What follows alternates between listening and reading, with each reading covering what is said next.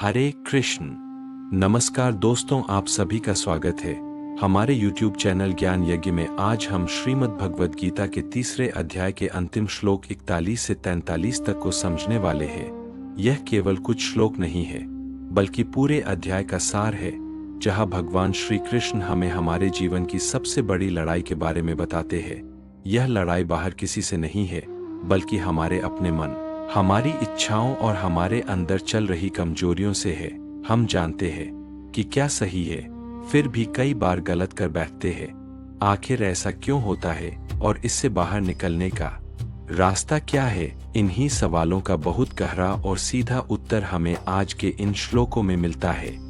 नमस्कार दोस्तों, आप सभी का स्वागत है हमारे YouTube चैनल ज्ञान यज्ञ में। आज हम श्रीमद् भगवद गीता के तीसरे अध्याय के अंतिम श्लोक 41 से 43 तक को समझने वाले हैं। यह केवल कुछ श्लोक नहीं है, बल्कि पूरे अध्याय का सार है, जहां भगवान श्री कृष्ण हमें हमारे जीवन की सबसे बड़ी लड़ाई के बारे में बताते हैं। यह लड़ाई बाहर किसी से नहीं है, बल्कि हमारे अपने मन, हमारी इच्छाओं और हमारे अंदर चल रही कमजोरियों से है। हम जानते हैं कि क्या सही है, फिर भी कई बार गलत कर बैठते हैं। आखिर ऐसा क्यों होता है और इससे बाहर निकलने का रास्ता क्या है? इन्हीं सवालों का बहुत गहरा और सीधा उत्तर हमें आज के इन श्लोकों में मिलता है।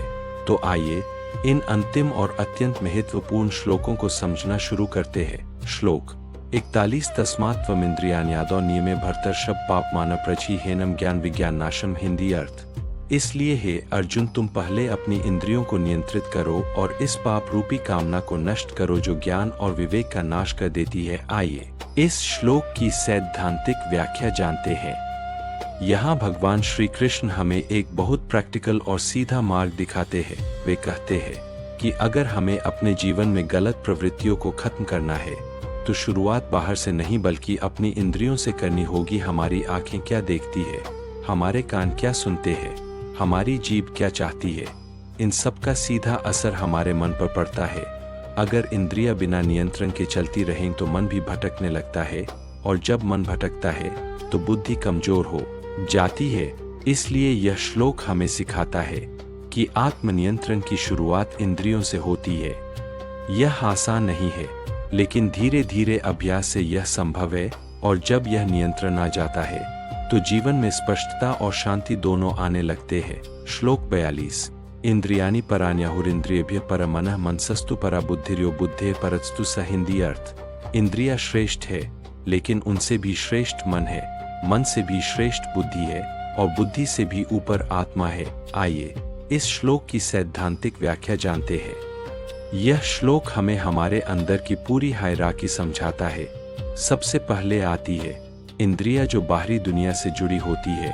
उनसे ऊपर है मन, जो सोचता है, महसूस करता है। उससे ऊपर है बुद्धि, जो निर्णय लेती है, और सबसे ऊपर है आत्मा, जो हमारी असली पहचान है।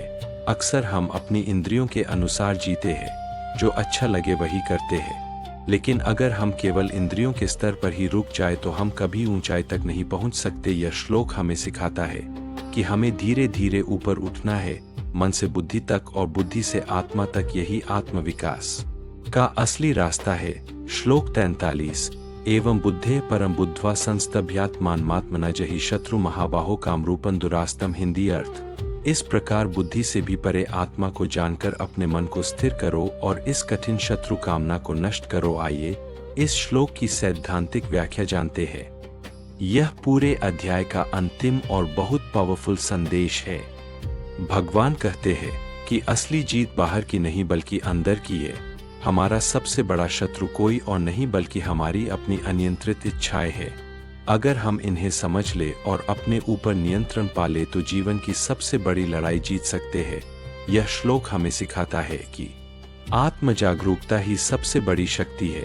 जब हम अपने असली स्वरूप को पहचान लेते हैं तो हमारे अंदर एक स्थिरता आ जाती है, और उसी स्थिरता से हम अपने मन को नियंत्रित कर पाते हैं। यही आत्म विजय है और यही सच्ची सफलता है। तो आइए इन अंतिम और अत्यंत महत्वपूर्ण श्लोकों को समझना शुरू करते हैं।